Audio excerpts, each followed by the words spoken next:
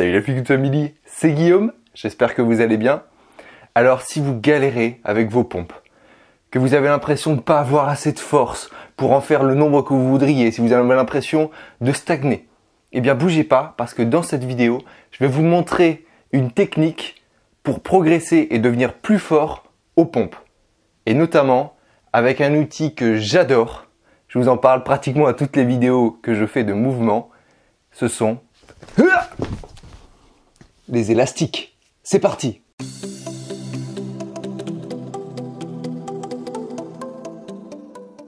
Alors ceux qui me suivent depuis un petit moment déjà le savent, j'utilise exclusivement les élastiques pour m'entraîner en musculation. Ils sont excellents parce qu'ils peuvent vous permettre d'augmenter votre force, mais aussi votre mobilité et aussi à faciliter certains exercices qui ne vous seraient pas accessibles avec votre poids de corps classiquement. Enfin bref, on ne va pas rentrer dans les détails. Quoi qu'il en soit, ils vous permettent de faire un éventail d'exercices qui sont absolument incroyables. Ça, ce sont les élastiques que j'utilise. Je vous mettrai un lien dans la description. J'ai cherché un moment les bons élastiques, ceux qui sont pas trop chers, mais en même temps qui tiennent le coup, parce que on veut pas que les élastiques ils nous pètent à la gueule en 2 secondes. Donc bref, je vous les mets dans la description. Voilà, vous pouvez aller checker. C'est un petit lien Amazon. Donc n'hésitez pas, allez vous en procurer, parce que ceux-là, moi, ça fait déjà plusieurs années que je les ai.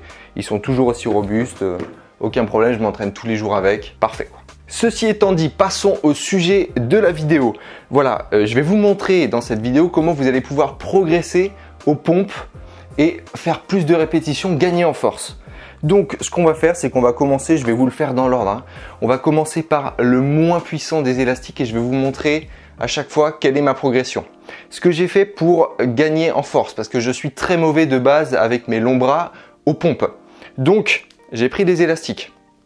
Et à chaque fois, j'ai fait la même chose. C'est que j'ai commencé petit, jaune, tout petit.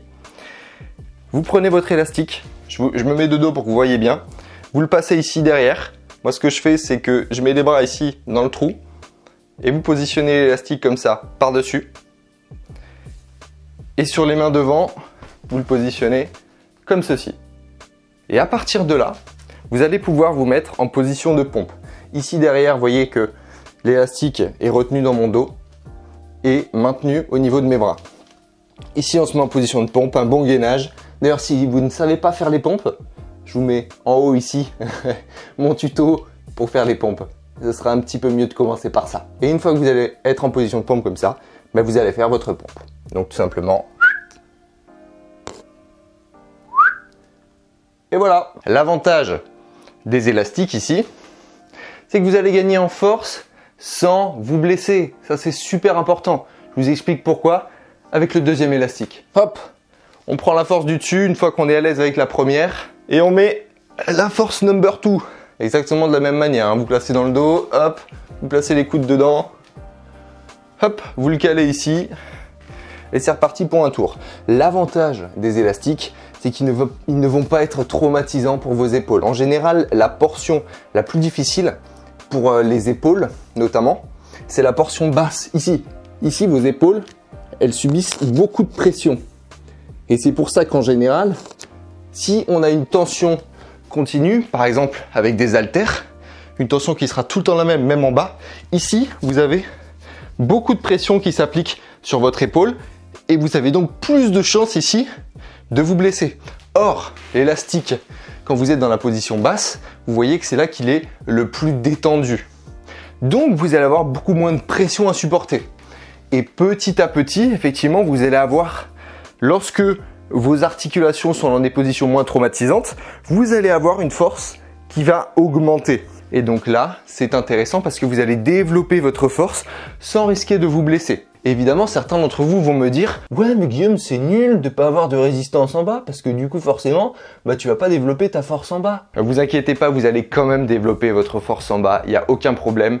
Vous allez bien sûr moins la développer qu'avec des haltères, par exemple, ou avec une force continue, une résistance continue. Cependant, je préfère conserver mes articulations en bonne santé et gagner de la force moins vite que l'inverse. Donc voilà, une fois que vous avez compris ça, vous n'avez plus qu'à mettre en pratique. Vous prenez les élastiques qui correspondent à votre force et à vos objectifs. En général, les répétitions courtes qui vont être entre 1 répétition maximum à 3 répétitions maximum, vous êtes sur vraiment du travail de la force pure. Donc si jamais vous voulez vraiment gagner en force sur les pompes, eh bien essayez de prendre un élastique qui vous permette de faire maximum 3 répétitions. Par exemple pour moi, je pense que j'irai pas au-delà de 3 répétitions avec le verre. Hein. Là clairement, je vais tester avec vous directement, ce sera le plus simple. Ouais. Oh.